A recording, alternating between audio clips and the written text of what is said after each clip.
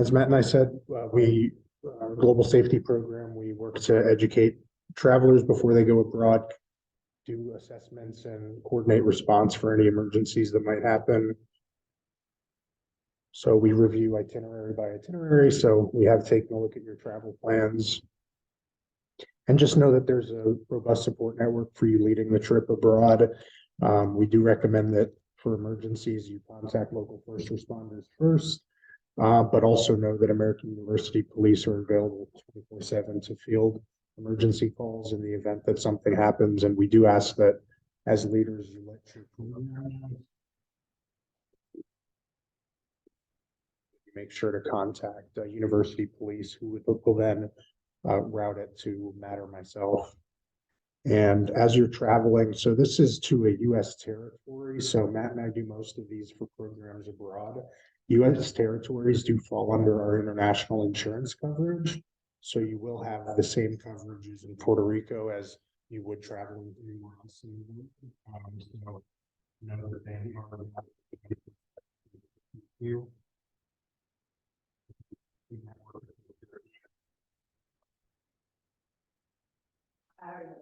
So in terms of like, if they were to have an accident, they would use that for travel insurance or Yes, so AXA is there to help. So they really could use either.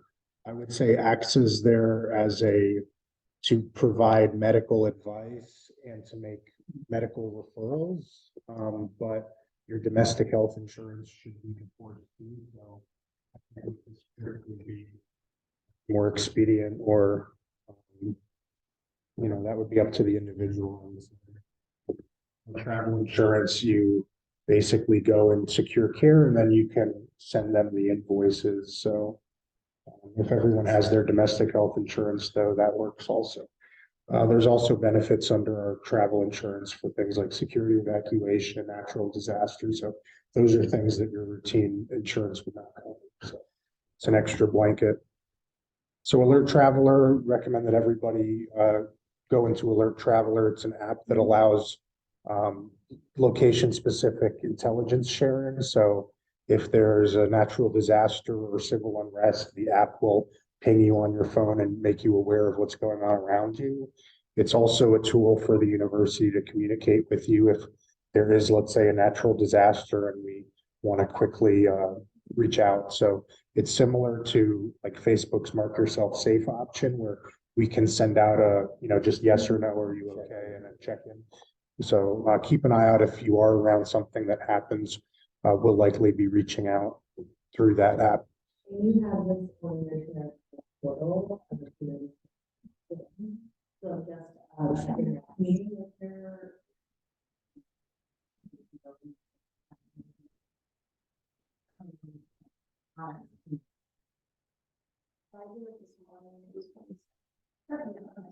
You also reach the local on that. Puerto Rico is nice. It is still 911. So, but it also inside the app has our insurance information. It has all those things handy in case you do need it. A little more on the insurance. So as we said, it does provide medical coverage. What it doesn't provide are things like routine care, like a physical exam or something that's scheduled. Preventative care. What it's designed for is emergencies, accidents, sickness, something that happens while traveling that you need taken care of right away. There's also coverage, as we said, for security evacuation, flights back to the United States if you need to leave early due to medical reasons. There is coverage for that. Insurance can also make medical referrals, so they can help you research providers who are close to where you are.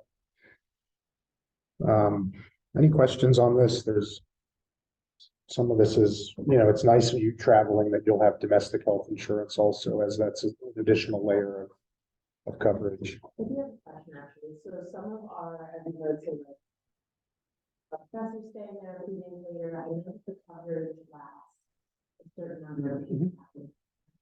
Is it 7 days? 7 days. So there's a 7-day deviation. So if they arrive early or stay late 7 days, they still have this coverage in place. Oh, really? So in the just an extra perk that, we try to have a bit of a buffer so that, you're covered for a couple extra days. So just COVID, I know we're easing out of the pandemic, but COVID is treated like any other medical issue. It will cover symptomatic testing.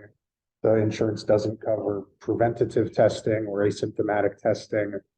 If there's anywhere you're visiting that requires a COVID test to like enter the site, it wouldn't cover that. So it would not, no, it doesn't cover, they consider it like elective at that point. So it's only if you have symptoms. So all of the more in-depth summaries of benefits can be found on our website. And this just provides directions for how to reach AXA, who are able to make referrals, and they're available 24/7. You'll get this PowerPoint, so you have all of this. So as we already reviewed a little bit, in the event of a safety or security emergency, first you want to, guide the group to safety, and keep in mind that sometimes the safest thing to do is to stay put. So whether you're at a restaurant or at the hotel, sometimes if something's going on, it's best to just kind of hang out and let it pass, wait for advice from local authorities. And just make sure to notify your program director and loop in global safety, AU police at some point, just so we're aware of what's going on. So as we said, local first responders, the number is still 911. And I've provided AXA's number there. You all should have AU Police's number saved in your phone. In the event that you don't, the app also can link you to AU Police, just push of a button. A note on mental wellness resources. So they follow you abroad into Puerto Rico also. So there's My SSP, which is a 24-hour, it's an app that you can access that allows for live chatting with a counselor or phone call chat with a counselor. The event that you or one of the participants might have a need to speak with a counselor in real time. AXA is also able to line up mental health counseling and an in-person counselor if there's a need for that. So you just call them and explain the situation, and they'd be able to help you out.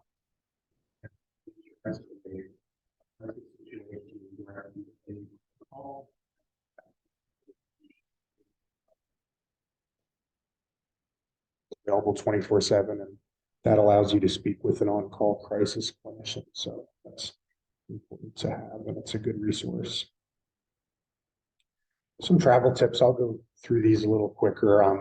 One big thing traveling now is, I don't know if you saw the FBI just released phones in at airports. Have you heard of this? Or so just it just came out. It's important for traveling. Do you know, like at airports, you can plug your phone into a USB charger? So those have been used to basically clone what's on your phone and to jeopardize your identity. So just to note, in the last couple of days, if you are charging a phone at an airport or really anywhere in public, you should plug into an outlet or charge through a battery first. Just something that's a little, right. The ones that are you plug in and it looks like a USB. There's no outlet. So just like a shared charging station. yeah. But if you plug into a plug, you have your own charger, you should be okay. But if you use one of those, Like a USB. yeah, and they have them all over the place. Those charging pumps, they're just stuff that will hack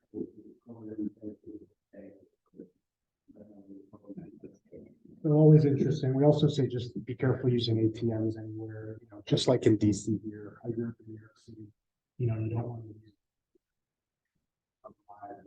use one at a hotel or at a bank, somewhere that's a little safer and more controlled. They put skimmers on. Yeah.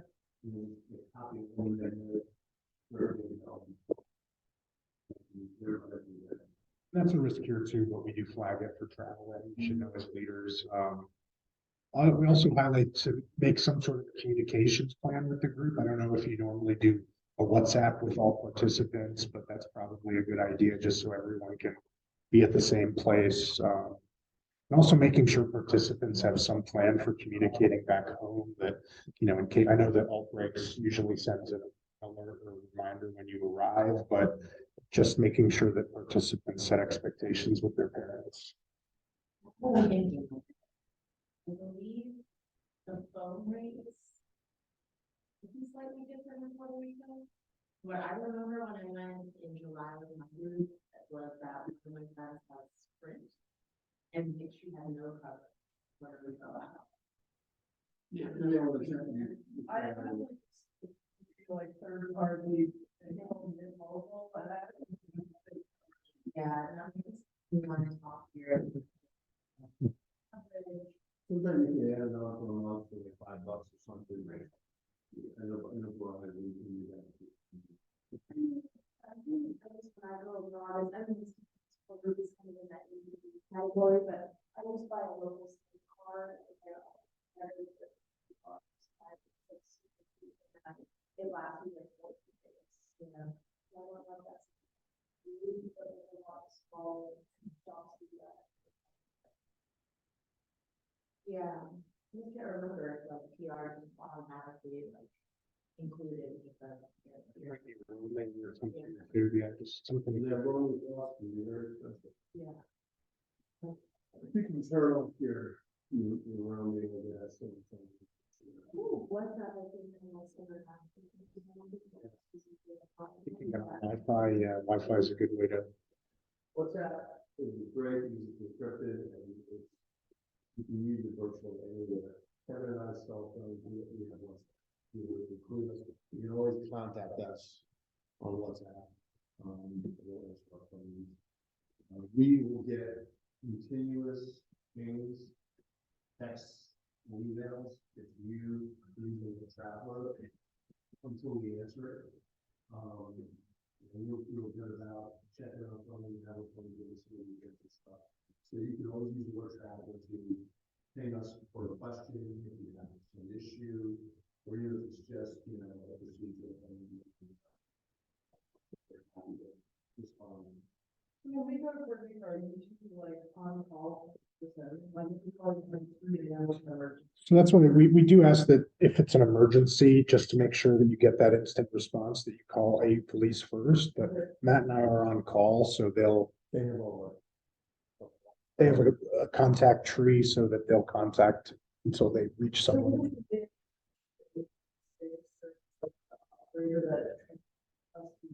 They'll take down the information, what happened, where are you, contact information. We'll call you back. And then they'll contact us. They have a procedure when someone from international travel calls them. They'll let their watch commander know, and then they'll get a hold of us and we'll call you back. Sometimes we work with programs. You just do that because if there's an emergency and you WhatsApp us at 3 in the morning, I mean, we might not see it. So we are on call, but it's, you know, I'm not up just waiting on my phone. Yeah. You know what I mean? Yeah. So if you do call us during business hours, I mean, we'll usually answer, but AUPD is the safer way just to make sure, you know, guaranteed you will get a response. If it's not me, it's Matt. It's not Matt, it's someone else on the team. Yeah, okay, and so in what you described as streaming. Yeah, I would, and I think that's a practice, not just in Puerto Rico, but I mean, in DC, I wouldn't do, in New York, I wouldn't do that anymore. I think it's usually best if your hotel has one, or if there's a bank, you can take a stop in and go inside the bank and use one of their ATMs. I think that's really a best practice these days, anywhere you are in the world. Rather than have some individual ATM that stand alone. Like New York, they're in the bodegas. I really wouldn't use any of those anymore. Just talk about crime, terrorism, similar climates a year, I would say probably less so. Immunizations, folks should just be up to date on things. There's nothing specific recommended for Puerto Rico. Water safety, this is important. I saw somewhere, we can talk about it later, but if there's going to be any beach activities, just being careful to, you know, follow all posted signage and really research where you're going to be, if there are any beach type activities. Natural disaster, likewise, Puerto Rico is susceptible. I mean, I think that's a theme of your trip, right? So you're more than familiar that just plan ahead, think of contingency planning. If you're traveling somewhere and, something were to happen. That's why it's good to have a local driver with you who can help you navigate issues like that, who's more familiar with the road travel. Some cyber notes, we've talked a little bit about it, but if you're accessing anything sensitive, try to use a VPN while traveling in Puerto Rico or abroad. AU's networks are now all dual factor authentication. So if you're not going to have cell service, for instance, it's important that you not rely on accessing your email or not rely on accessing something if you're not sure that you're going to have cell service. So Definitely password protection from, you use your phone, you don't want someone that being able to access it. It probably can break through, well, Apple's a little harder, to be compromised. If you want to make sure that, if you do, you don't compromise it, you push them. I would suggest you agree to, download the file on your phone. Because I know like the.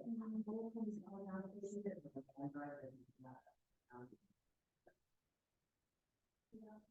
But it was also learned that the coming of us that you have the fear of and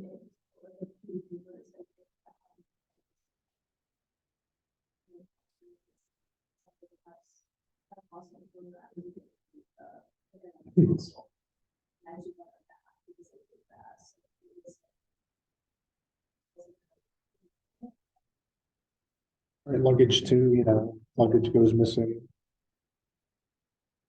So here, just similar risk profile as here in DC, it's considered low risk. There is opportunistic crime, street crime, pickpockets, things like that. I would be especially careful when you're at the airport, leaving the airport, that luggage doesn't walk away or that, folks are careful with their wallets and their phones. I would recommend that in any US city or airport too. There is a note for that there are armed muggings in certain areas. So to mitigate against that, the group should have some expectations that, after hours, if you're out and about, that there's some buddy system or you all go out as a group or, also limiting being out late at night. I mean, for this type of trip, I wouldn't be out and about really late or early in the morning. And here ATMs, airport chargers.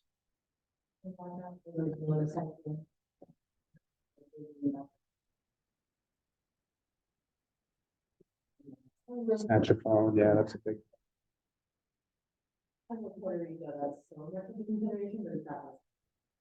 A lot in Europe, yeah.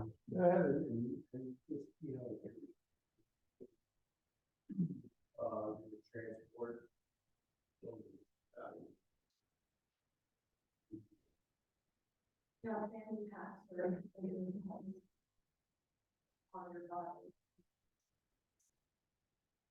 Yeah, that was bad. Friendly now. It used to be like that.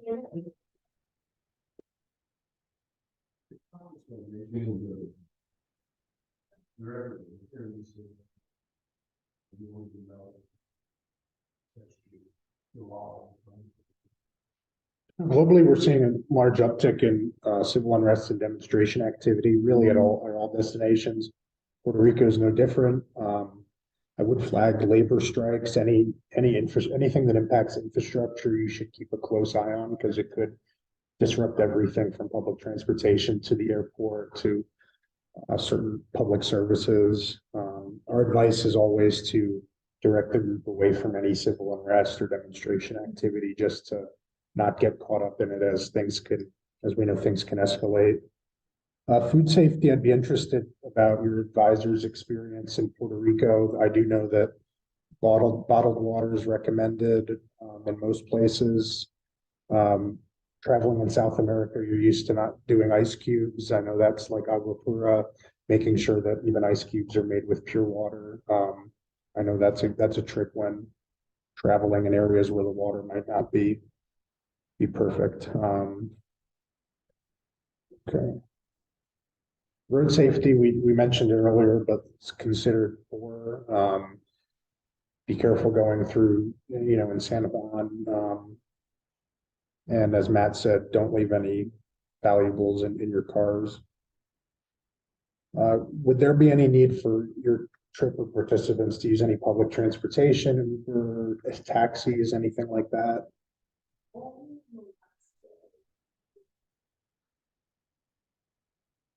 Okay, Yeah.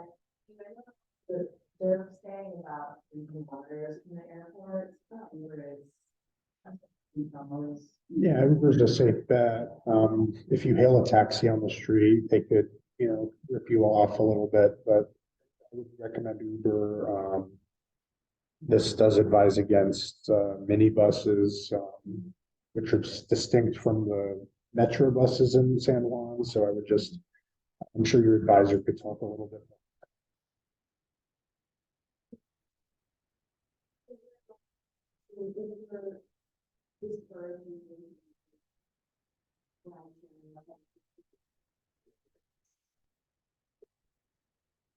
Yeah, I mean, ideally your program does not so bad, but I think using Uber, I suppose if you have some downtime, if you would want to talk to your participants about, okay, if you're going, like, safety numbers, don't let people go by themselves.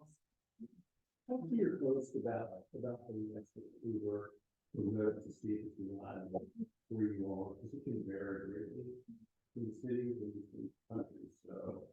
Yeah, it's been fun, I feel like. The other two towns that we're in, they probably don't. Just like the hospital is 3 kilometers away from one, it's so sad. Yeah, which is a very touristy neighborhood.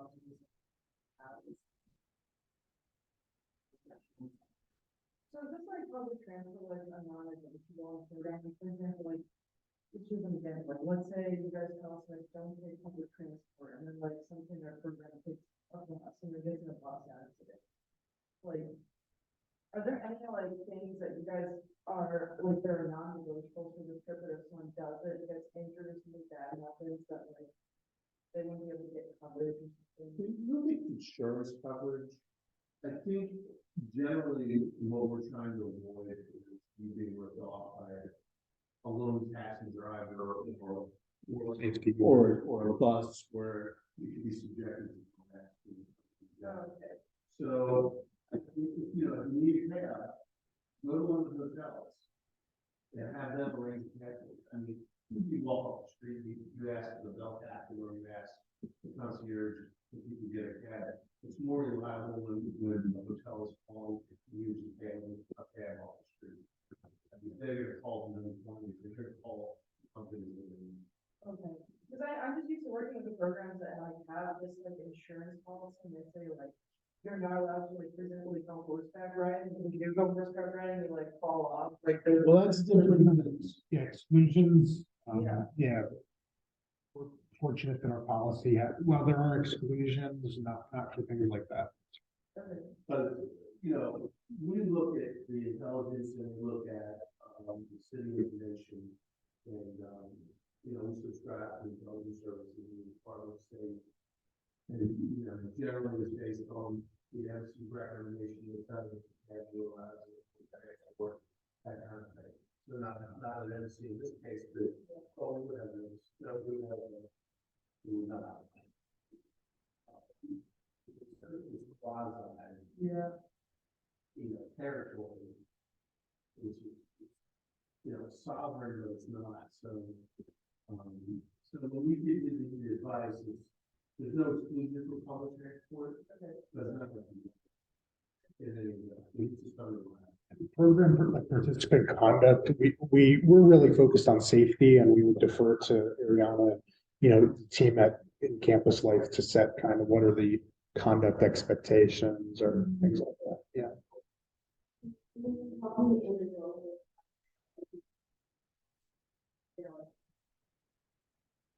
Important.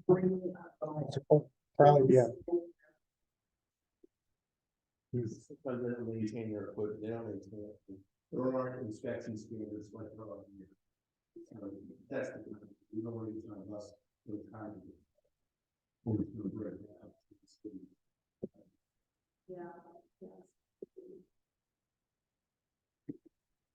And health, generally, very good healthcare, but I would say limited to major cities. So as leaders, I would ask, when you're traveling in more rural areas, kind of to explore what the plan is for emergency medical care. Have you looked into that much, or have the partners? What's their feedback, or what's it look like when you're at, I think San Juan's pretty easy, but the other cities?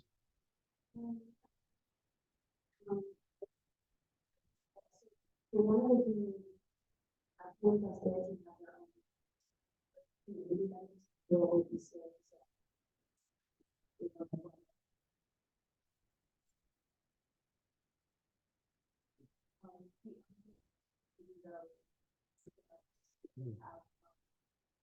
Sending a couple of links of here. And I put that in. And your husband, I think it'll be private. You can always call the child system, provide, and they can refer you to, I'm sure they'll have coverage of what we, I'm sure they have the homes. Some locations around the world, they don't have an office, they don't have contractors. You can't imagine have the office.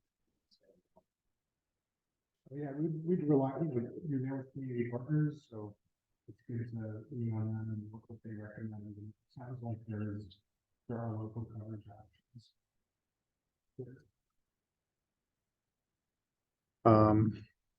So just getting towards the end, make sure participants have alert traveler. But yeah, I was hoping to talk a little bit through the itinerary and sort of see what kind of where things stand.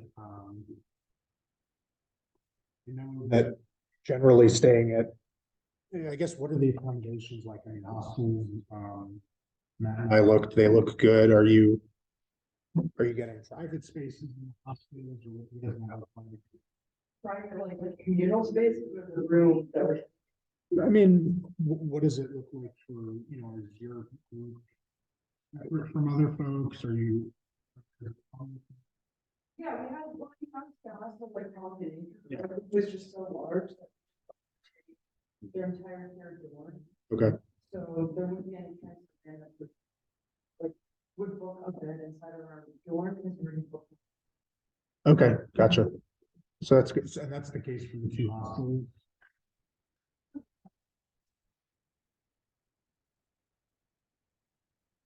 Yeah, I mean, we're switching it for that reason, because the office is going to experience that my conflict is what in the last. And yeah. so they recommend that. So, yeah, That's good. That's good. Yeah, that was something we just, it's better if you're as a group not to have third party folks on there. I think that's kind of. Yeah, as a participant, I mean, I would be kind of weirded out. So that was a good question when we saw hostels. And how about the community lodging? What does that look like? Or have you talked through that with the providers or with the partners? Yeah,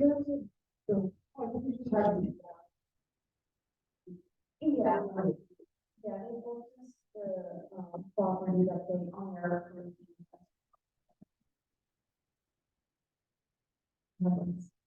Actually, that we, one of the coordinators that we Google Maps and I said, and it's located, it's pretty awesome. It's located near like a road.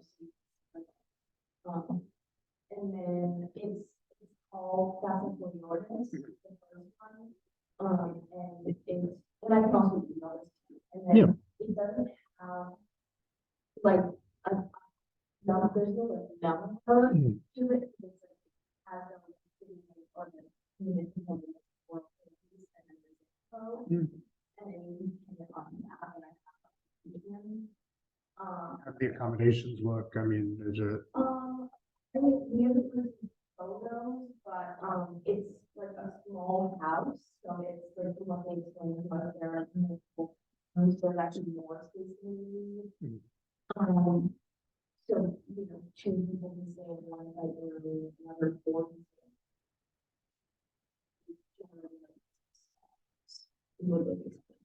And is the plan to have the driver stay too, or, and the advisors in the same? I don't know about the driver's thing. This is a lot of this kind of majority. If you have one driver we're talking to as family, actually, to advise, we must go home with family. But then the other communities that have to stay with us. That's just a detail point to think about. Yeah, like. They want that. Hmm. Do you know what cell phone coverage is like? Well, there.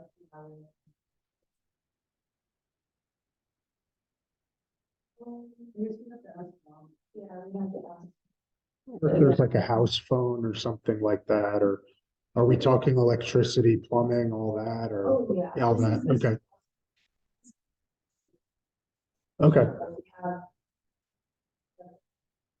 okay, They have their own. Energy grid, their own like water. patterns. They're very like. Self-sufficient. okay. Yeah. But yes, they have, and actually they have. Like the community lives. They have like facilities and stuff, they even said like, you said when you get this again. You know, just something to think about when you're, especially in the more rural areas. Identify the rate of everything, identify the having. You know, I think it's coming to the one with the community system. Right. Carbon monoxide, that kind of thing. So it's just the kind of safety thing that we look at, that's why we're always comfortable with hotels, who generally are inspected and have to meet certain standards. So we go to, you know, living in a house or some other type of arrangement, we just want to make sure that you identify where that stuff is, how to get out, if you had to get out, you know, lock them and stuff. And is it similar for the other community, accommodations? Yeah. Really good. Similarly.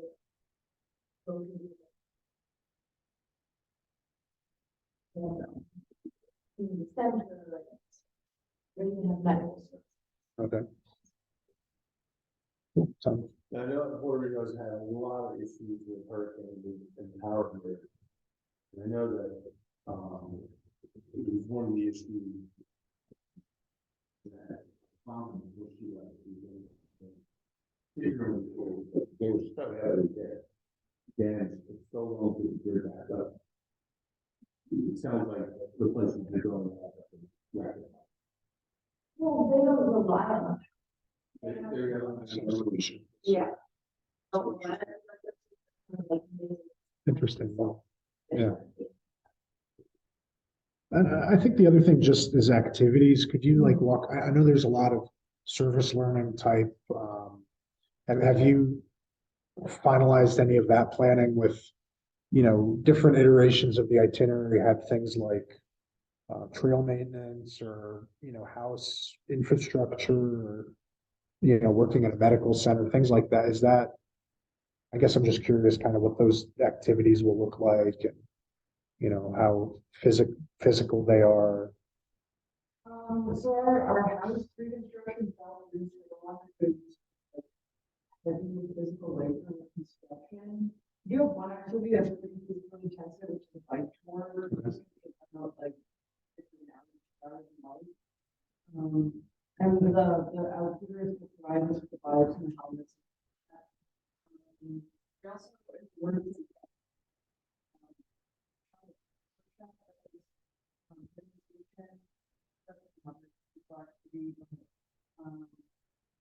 yeah, this is like volunteering, where we're doing like hard work, I don't think we really have. So no, that would require like PP, like, you know, eye protection. When I see, you know, like building, like construction type activities, I just think, you know, do you need eye protection? Do you need gloves, things like that? You know, nothing like that. Okay, that's good. Yeah.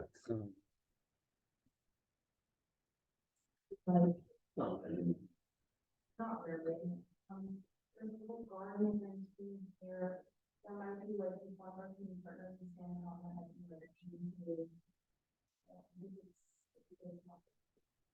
Not like habitat for human, it's not, narrative. Okay. And the other thing to think about with the bike, like particularly the bike, the 2 hour bike session, keep in mind that it's a different, equator, it could be hotter, people's physical ability to, just don't see any of their. Yeah. That's, keep in mind that it's one of the one thing that. Yeah. Yeah, we do have a lot of participants who has. Medical issues, so he's already let us know. Like, feet, things medications and all that, so. We're perfect. Is there plans for hiking or swimming or things like that? But the ones that is all people swimming in the river.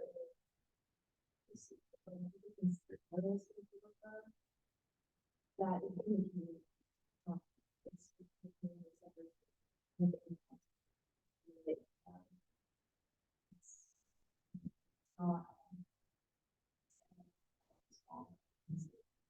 The local wedding. Right.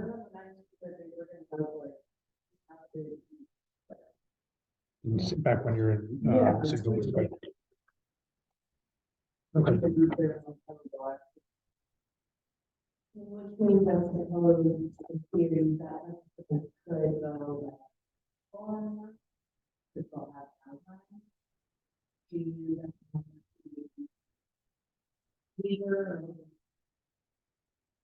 Yeah, we can look at the submission and kind of see more detail for that, but if it's program organized, usually, like, the difference with Honduras was, it was like the program, I'm thinking the bike, I'll think over if like the bike would need it, or things like that, but might be good just to have everyone do a standard waiver if they choose. But yeah, as Matt said, I would just think about participants and their abilities and have an off ramp if folks aren't able to complete it or things like that. And just tell people too, like, if you're going looking, like, they should know. It's definitely out of their head, there's no.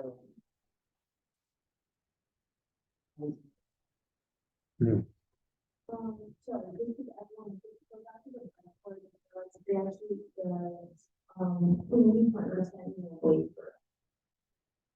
Okay.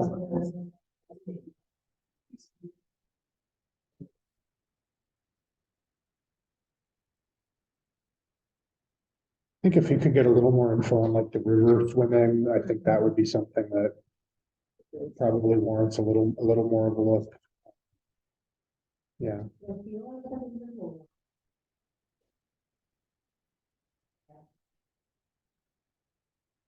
If you have any questions for us, or it seems like it's going to be a really, really interesting program. And No, I mean, as long as it's better, you guys, No, well, nothing what we've heard, just again, it's just, sometimes people in a group will be, won't want to opt out or do something. The main, our main concern is obviously our more higher standard. You're not finding, a parachute with an airplane, or anything like that. Those are the kinds of things. The snorkeling gets a little, interesting sometimes. Depending on the type of water you're going to be in, open oceans and lakes, those are the types of things, the higher risk things that someone can really, honestly occur. Obviously, hiking is one thing. So, you always have to consider atmospheric conditions, hotter there, and people's physical condition. So those are the kind of things that sort of do the red flag for us. Other than that, it sounds like an interesting trip. Yeah, I think it also comes down to just like the conversations with your group saying like, remember to drink water, don't point yourself. Our things, like, things like that. That's always the mechanism happen is like, I discuss who is meeting, options or. You'll have a first aid kit with you, so. When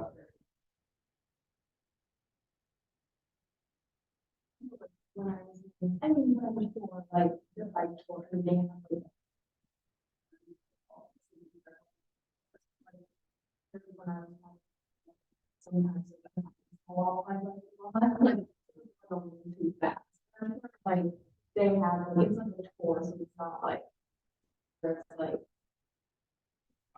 You'll be running together. eating down, like and it get run over by a car or something. They have like, you know, a tour guide that's going to. Just making sure everyone, if they're providing helmets, wears them, Right. things like that, yeah. Yeah, and I think that's a part of the labor requirements and saying, like, I would read to all. They're also thinking also. Right. Sounds good. Well, to think of a question, the Kendall said in the program, and I also have other emails. You know, global safety.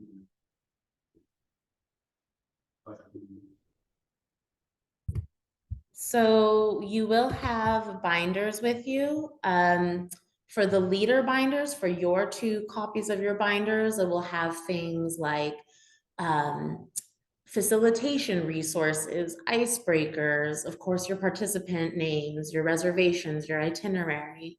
For the staff or the faculty advisors, the professors will have copies of official identification, dietary restrictions, emergency contact information, health insurance, emergency protocol. You'll both have copies of the emergency protocols, but they'll also have incident reports and things like that. So they'll have more of those sort of like financial risk management and student conduct stuff. But in your admin folders in the Google Drive here, you'll see that there is a folder called Health and Risk Management. And so you can also find digital copies of a lot of these resources.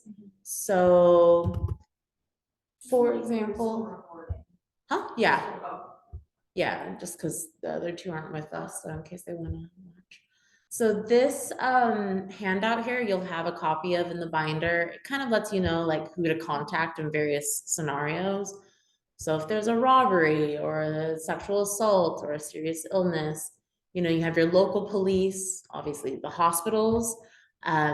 As Kevin mentioned, you have the AXA travel insurance. In the binder, I'll have a QR code that you can scan from your phone and it'll take you to that like search database so you can find medical facilities if you need to. But his presentation actually already had some identified in San Juan, and then it sounds like you have some medical facilities at your availability in the smaller municipalities. So I'm always on call, as we mentioned before. I'm always on call. You can always reach out to me. Kevin and Matt also have their phone numbers in the binder. You'll also have documentation of all the phone numbers. So whether it's my phone number, Marcy, Matt, Kevin, AUPD, consular services, all those phone numbers will be easily accessible and visible to you in the binder. So this is always good to know. It gives you kind of some tips and tricks. Stay calm, make sure you report, record, document things. Along with that is the incident report. So this is something that your advisors can fill out. And you can also just let me know through the chat as well. I'll add Noemi and Gorky. Do you by any chance have their cell phone numbers? I don't know.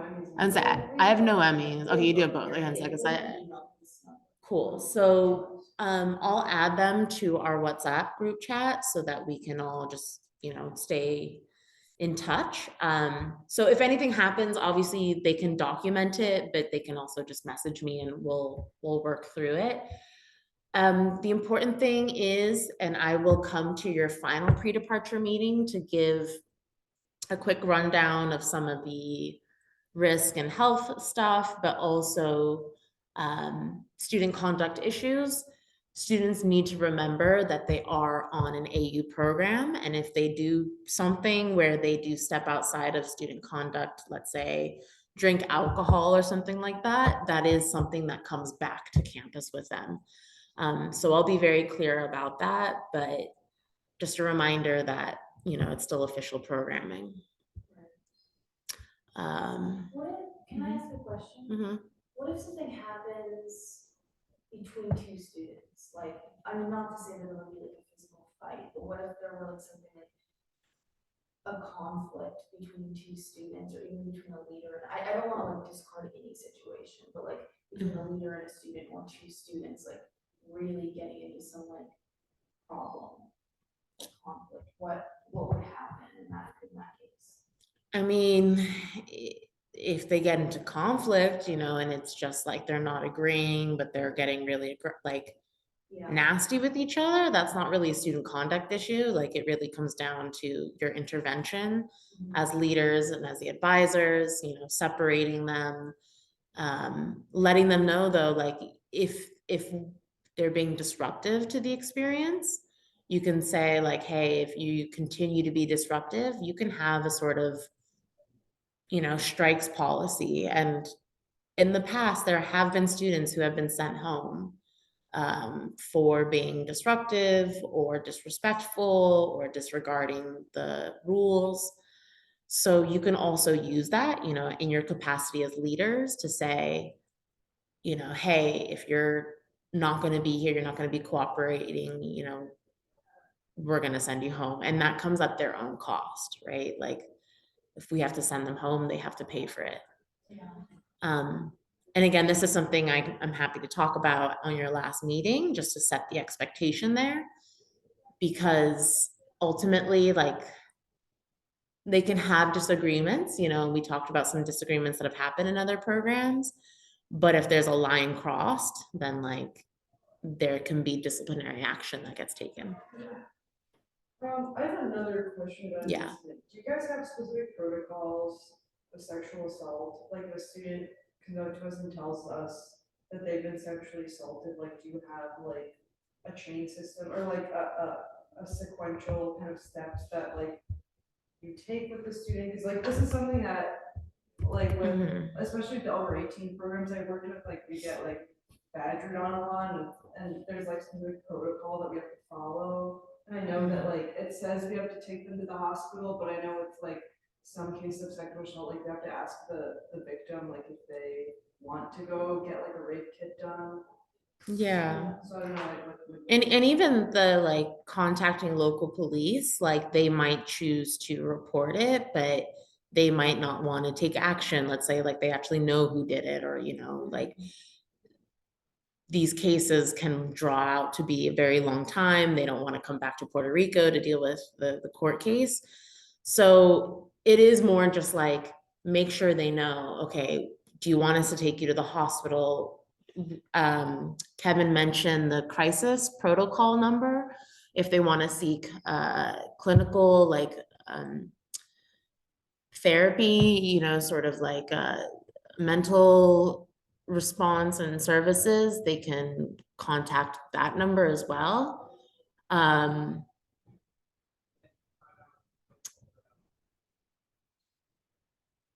I'm trying to think of what else, like, you know, reporting it to me if they're comfortable with it. Also just having that kind of initial conversation of like, what do they want to do and what are they comfortable sharing? is this a mandatory reporter situation where like we have to inform the university? mm, I just can't imagine a situation where someone tells us they got sexually assaulted and then there's no protocol that like we're a mandatory reporter and that we just. well, that's a really good question in terms of being a mandatory reporter. Like, not even on campus is there, not everybody's a mandatory reporter on campus. Like, Yeah, you have to like have a certification. not even a certification. It's just like some people in the roles are and some people are not, like faculty are not, but your advisor is. So that's a good question. Yeah. Will they have access to these resources, like AU protocol and all of that? Like, is that, I think that some of, maybe a little bit is in the welcome packet, but I didn't see a lot of it. Yeah, so they do have access to that.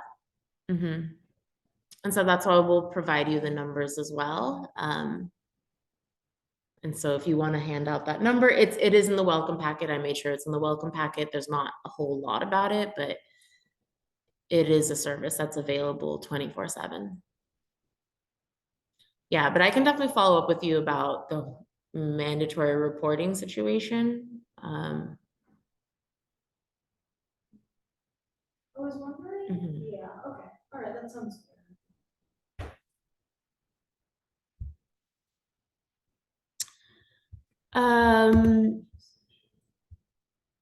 So you'll also have a copy of the AXA travel insurance. It'll have the toll-free number. It'll have organization, the policy number, all that details that you might need. If you need to open up a claim, just let me know. I'll let Kevin know, and then Kevin will help with that claim with the student or participant or whoever needs support. In terms of reimbursement, if they need to get a medication, that's why we have that emergency fund. So again, like we have money available to get prescriptions, things like that. If it's something that they don't mind paying for out of pocket, sometimes the students just rather pay out of pocket. AXA travel insurance will reimburse them directly. And it's pretty straightforward. So there's a bunch of different options. They can either pay with the petty cash, emergency funds, they can pay out of pocket, whatever they choose to do. I'll talk to the group about this, but of course it's alcohol free, even if they're over 21. Puerto Rico, the drinking age, I believe, is 18. So even if they're actually over 18, it's really mandatory across all, even the advisors, they're not allowed to drink. So I'll talk to this about the group, but again, that's something that you might want to mention in your first night, especially where you are. And if it's like buzzing and the bars are, popping and all that, like you might just want to reiterate that in your community agreement. And then again, like the student conduct issue, like if they're caught, that comes back with them. It's not just like they have fun and that's it. First aid kit. So you'll receive the first aid kit. It'll be pretty comprehensive. It'll have Tylenol, acetaminophen, ibuprofen, Advil, antihistamines for allergies, Pepto-Bismol, thermometer. Actually, I don't think I have a thermometer in there, I have to admit. Bandages, all sorts of stuff. Sunscreen, mosquito repellent, menstrual products, hand sanitizer, Neosporin, Bactine. Okay, so we're bringing this stuff, right, this property of AU, so when we get back, like, is one of us responsible to just bring it back to DC and then like somehow getting it back to the office? Yeah, I mean, you could maybe give it to one of the professors since they're more likely coming back to campus. Maybe Gorky. I don't know. But between the four of you, like if somebody could just try to get it back to me. Okay, Yeah. yeah, I just wanna make sure we like, how we Mhm. return it and like, how we do that. Yeah. Yeah, I mean, it's not like a huge rush, but we'll try to recuperate the stuff back at some point. Can I ask Mhm. like a insert a program question? Sure. What is your kind of like protocol on like intergroup, like student, romantic relationships? Like if student, like, cause I've had this happen a lot on programs where like students, I mean, we're on the ground for far longer together, but it is very uncomfortable, and like, there's, obviously I worked with minors, and minors, it's way more complicated. Mhm. But with over 18 programs, like, I had students, like, I've caught them, like, making out and stuff, and like, the whole thing is like, we're supposed to be like a group of like friends, and like romantic relationships, like, ruin the dynamic, so I'm Mhm. wondering, like, if we notice that students start to like be romantically involved with each other, like, if there's a certain way we need to approach it.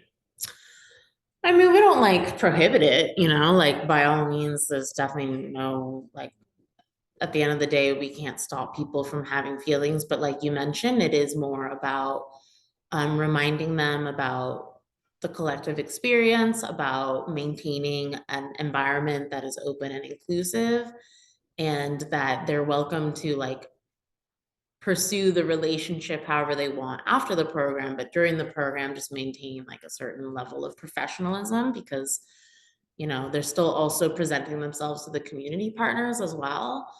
And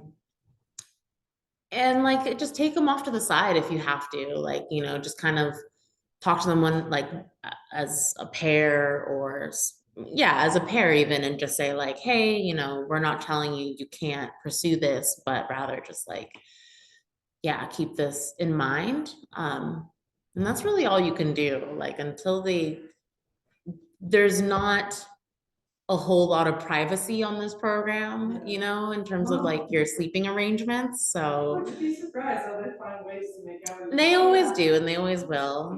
Good though, I think that like we're living in such a communal space because then there's like less opportunity for that stuff. Yeah. Just like cut the crap, like Yeah. really like focus on the program. Like we have such a finite amount of time on the island that it's like, Yeah. like people are gonna be like, I wanna soak this up as much as possible. Yeah, not that I think this is Yeah. gonna happen, but I think I come from a background of like visions and like my other programs where it's like, we have really strict protocol, like in visions, if you find out like two students had sex with each other, like they have to go home. Mhm. Yeah. So that's why I'm asking all these like protocol questions, because I'm so used to like a stringent, like if X, then Mhm. Y, but it sounds like this is more kind of. fluid. No, because I mean, at this point, like you're working with adults and it just is a different ball game. So all you can do is just maintain community expectations and really encourage them. And but because there's nothing punitive at the end of the day. Okay, it's really just a drink.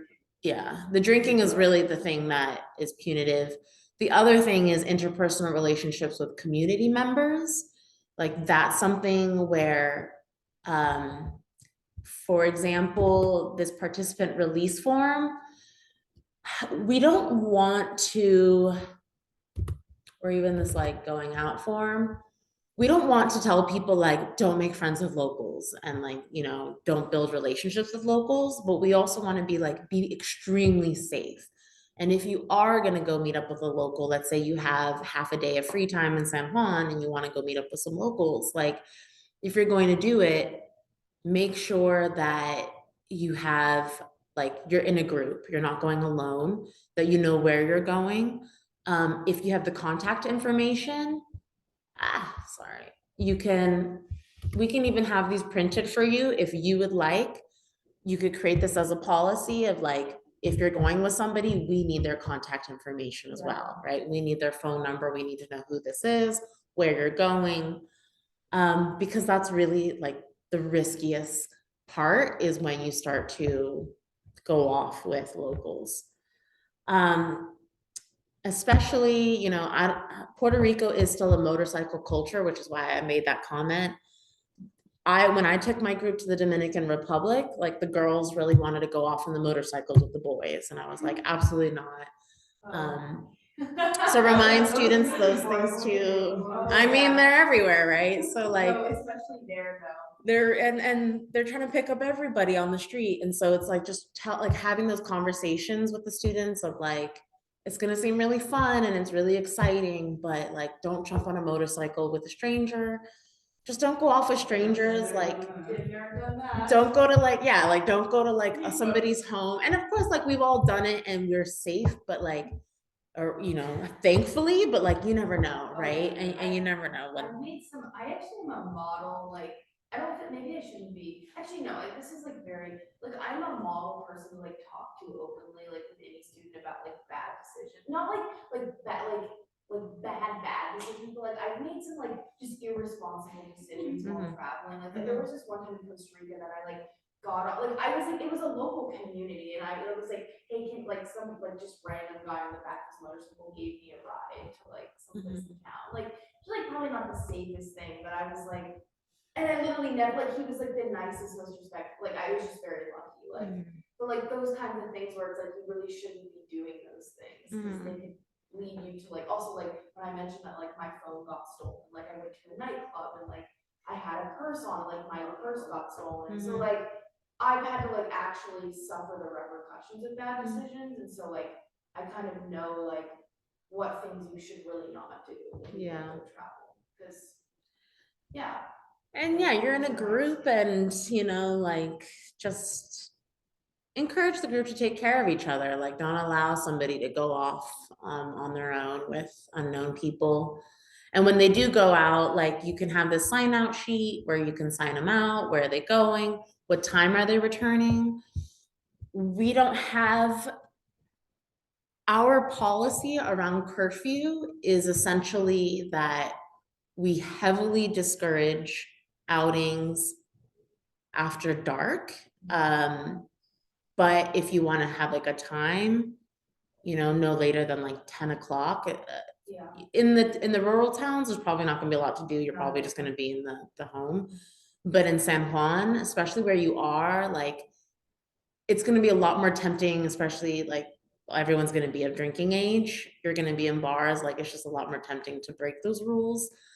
So as a group, you can decide what your curfew is, but I would definitely not make it any later than 10.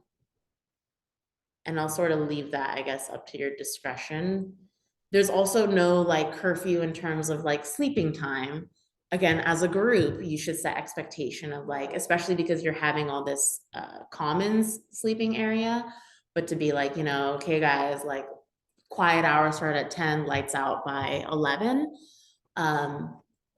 But if, let's say you're in the Cialis house and you've got like a group of 3 that are staying up in their bedroom and they're up talking till like 3 o'clock in the morning, as long as they're not disturbing other people, like you're not there to tell them like, hey, go to bed, like that's up to them. But also as leaders, you need to have the conversation around like, hey, if you're going to sleep at 3 in the morning, how well are you showing up in the morning for the partners, being awake, being alert, and all that. Exactly. So well, yeah, especially like in these more rural communities, we're probably not gonna have phone service realistically, so maybe bring some like board games, Yeah, maybe tell the group, like bring some games. We'll have those icebreakers, so you can always like play icebreaker games. You can build a fort, but um, yeah, I mean, a lot of this sounds like it's gonna be good group building, so. it's all group building and what you'll find is it's a learning curve. Like you're gonna kind of figure out the group dynamic, take the temperature, like different personalities will come out. You'll realize like, oh, we didn't think we needed to set that expectation. And now we realize a couple days in, we really need to have like an explicit conversation around that. For example, as I mentioned with like the South Africa thing, like they didn't think they would have to like sit down with the group and tell people like flush the toilet and don't let the shower flood. But sometimes you don't know what you don't know until you get the whole gang together and they start, Can you flush toilet paper down the drain? Or is it I not? don't know. I don't remember. Cause that'll be important for like our community, for like our out in the rural Yeah. areas and the septic system. Yeah, and that's something you can ask them, and I'm sure they'll have signs. I feel like they say A not lot of to, this but though sounds like there's not like any like real concrete planning, it's more just like being aware that these things can it's just happen. it's risk management. It's just kind of like you just have to anticipate, and we can give you the resources that will empower you, but you won't really know how to handle things because every situation is different. Yeah, you can't flush a toilet paper. We can't, No. and even in PR, do not, it says do not. We should add that to the law. So we have some risk management scenarios here. Oh, by the way, you'll also have, well, yeah, all these documents you'll have, so this has like the protocol phone number and all that. So we have some risk management scenarios here. You're welcome to do these with your group, but we might take a moment to run a couple of these through now with the time we have. So it is day 3, and a few participants start to get sick with gastrointestinal problems. They cannot get out of bed, vomiting, and one has a high fever. What are you gonna do? Step 1, talk to the community partner. That would be my step, like if they're being like, oh, hey, is this normal? Has this happened to students before who we posted? Sure, Let them know. let them know. Well, also, like, we can't stop the whole program if only a few people are sick, so we have to divide and conquer. And like, someone have to stay behind with them, and then the rest of the group would go with the other leader and the other like faculty and keep going with the itinerary. And then just, I mean, with gastrointestinal problems, it depends on like, they're like violently throwing up and it's like really horrible, then it might be a good idea to just take them to the clinic. But if it's something where like they just have some diarrhea, but I mean, this scenario looks pretty bad, so they should probably just go to a clinic that same day. So yeah, one leader plus one, depending on like the ratios, like a leader and a faculty, or maybe just a leader would take this group of students to the clinic while the rest of the people are just continuing with the itinerary. Yeah, so, if you identify that it's severe enough that, maybe hospitalization is required, definitely one of the advisors would accompany that student to the hospital. We would open up a claim, get them all processed. Sometimes people just have a funny tummy and they just want to stay back and sleep it off. If they determine that they're okay staying by themselves at the accommodation, they can. I would only allow that to happen if you're really staying within like a 30-minute radius of them, so that if something happens and you need to get back quickly, you can. But sometimes students might just, need to sleep it off. Heat exhaustion, they just want to stay in bed, hydrate, you'll have the Pedialyte, you'll have the first aid kit. But yeah, kind of divide and conquer, as you mentioned. Yeah, questions? So what is the sequential order of the steps, would you say? I think exactly what I just said. So, asking them how they feel, determining if they need hospitalization. If they do, contact myself to let me know that they're being hospitalized. Just gonna check this. See if you'll have the information to open a claim, and then Kevin at that point would get involved to help with the claim to process that. Anytime I smell smoke in this building. Oh my god, I smell it now. I didn't smell it last time. It was at my house too. Like my house smelled really badly smoked this morning. It scared me. And then, yeah, just like letting them rest, recuperate, determining like, do you need somebody to stay with you? You want to sleep it off? But try to continue with the itinerary as best as you can. If an emergency, like a true emergency happens where like that person cannot go to the next location, let's say you're in Juntas or Ciales, and they can't go from that location back to San Juan, that's a situation where like you would contact me and we would start like figuring out like, do we need to get a driver to go and pick up this person, or how are we gonna triage that situation?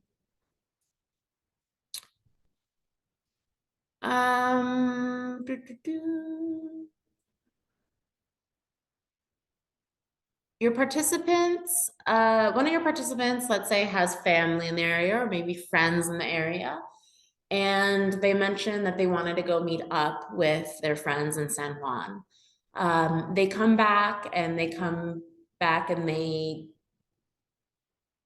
they're back by curfew, but it's obvious that they've been drinking, what are you gonna do? Are we're even allowed to do that with them? That seems kind of counterintuitive. Like, we're in this group experience and we're supposed to be doing this. I guess if we had free time, but I don't see an amount of free time they would have that they would be able to go meet up with some. Anyway, but Or let's say, you get the afternoon and they go and they have coconuts and rum on the beach during the day. well, I mean, it'd be hard to prove that they drank. I mean, if they're like visibly drunk, then like that's one thing. And maybe if you smell the alcohol on them, that's also another thing. But in order to like confirm that they did drink, you'd have to get like a confession out of them, right? Like you'd have to confront them and like they'd have to confirm that they did drink. Mhm. Or can you, like if they are like visibly drunk and they smell of alcohol, are those grounds, I know I'm not answering your question, but are those grounds of dismissal? Well, I think it's up to you. Like if you find it egregious enough and you're like, this is really disrespectful and you think that this is something they should be dismissed for, that becomes your discretion. But if it's something like, hey, this is unacceptable and we're gonna put this in an incident report, essentially that incident report then becomes a student conduct claim or case. And then we just describe exactly the details that we can, and it really is then becomes the responsibility of student conduct to respond to it.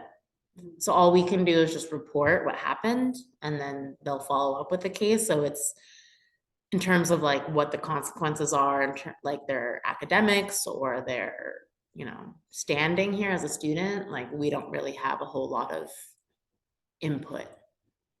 Yeah, but I mean, based on the scenario, like you find out that they were drinking, so with that family they visited, so in that case, this would be like a dismissal, right?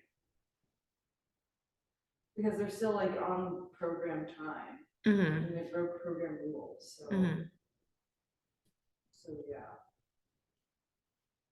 Yeah, I mean, you could say like, this is alcohol free, and for that, we're going to send you home. I have to admit, I don't think we have a clear policy as far as like, if you violate the alcohol policy, will we immediately dismiss you? I don't know, because I don't know if it's been happened in the past or what that is. But I think that's also on like a case by case basis too. Like once you let me know kind of how it plays out, we'll make the call. Hopefully it doesn't happen. And that's why we tell students, like, if you want to stay there, you want to stay in Puerto Rico, like you can definitely stay there in your own time and you can do the whole tourist experience, coconut and rum on the beach. Uh, let's see.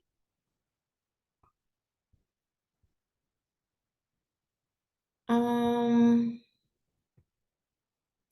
let's say it's your last day or the second to last day and you were all out at the beach or you went to a restaurant or something and somebody left their bag and they lost everything, cell phone, ID, they didn't bring their passport, so their wallet, their identification, everything.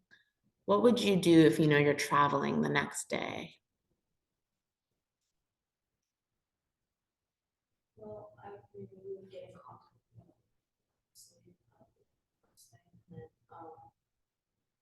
If it has to do with like a passport or something like I said, like are you saying like everything was stolen, like everything? Yeah, then we probably want to through you guys, but like we probably want to get in touch with like the U.S. embassy or not embassy, but any kind of like U.S. agency there to see if we can like rush some kind of emergency passport. And then additionally, we would need to, the participant would probably need to like make sure they have pictures of their identification on their phone, just if they need to like go somewhere, so they're not like walking around with like, or at least like that we can print out pictures of their ID, like identification for them if they don't have their phone. Yeah, absolutely. Yeah. Yeah, so exactly, contact me. I will start figuring out, what do we need to do in order to get new identification issued. And we'll work to do that. But in your binders or in the advisor binders, you'll have copies of everyone's ID. So you'll already have printed copies. I send an email out a few days before departure, just telling students to also take photos of everything, whether it's their COVID card, health insurance, ID, passport, student ID even, just so they have it on their phone as well, because that typically can really help expedite the process. If it comes down to like they can't travel back with the group, we'll have to look at changing flights. In this case, nobody's under 18, so there's no like legal obligation to fly anybody out there and have them stay with them. But again, we take it on a case by case basis. But we would like look at helping them secure housing and accommodations and all that in the meantime. Now, I will say probably those costs, I don't know if they would come out of, AU budget or the student budget if we had to have them stay further. Oh, actually, this is a good point to mention this, and I will mention this in the email, is your insurance, your health insurance covers things like sickness, accidents, those sorts of things, but it doesn't cover property insurance, right? So if you lose your phone, if you have your laptop, your computer, or not laptop, computer, laptop or cell phone or camera, those are things that you can always recommend to your participants if they want to purchase something called Trip Assure. And I'll send an email with the name of it, but they can, for like $55, insure all of their belongings. This will also cover lost luggage. And so, if anything happens to their baggage, because airlines typically are like kind of hit or miss sometimes with their luggage policy. And like for us, like we don't have any coverage over if something happens with their stuff. So something to think about. So we don't need to go through all these scenarios, but yeah,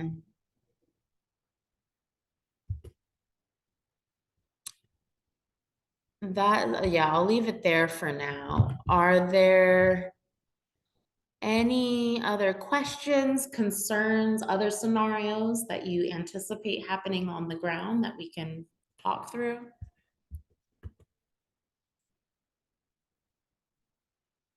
The other thing I'm thinking is dietary stuff. We will, as I mentioned, have a document with everybody's dietary restrictions and needs, allergies, prescriptions they're on, all that stuff. But that might be something that students, like, you'll want to be mindful of, I guess, when you're in some of these restaurants, if you need like gluten-free or certain types of oils being used. If there's one thing that I can anticipate happening over there is that people will get blocked up. And I'm just gonna say it like this, like talking about poop on your travels, especially Puerto Rico, where there's not a whole lot of salads and things are really fried and a lot of heavy oils. There's a lot of great fresh fruit, and you should definitely stop at the fresh fruit stands. Uh, but that was definitely something me and my friends struggled with, was like our stomachs were just Oh, an absolute really? agony by the end of the week, just because everything was fried and like we could never find salads and veggies. So you might have a better experience than we did for that, but we definitely were challenged to find like non-fried foods. So we will have like laxatives or psyllium husk and things to like help the process along for people that might get backed up over there. But that's also why it's so important to hydrate.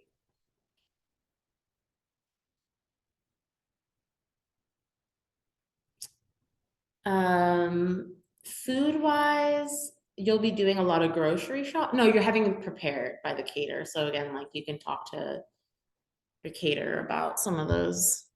Well, for the second part of the trip, we'll have to rely on preparing our own food. So. Got it.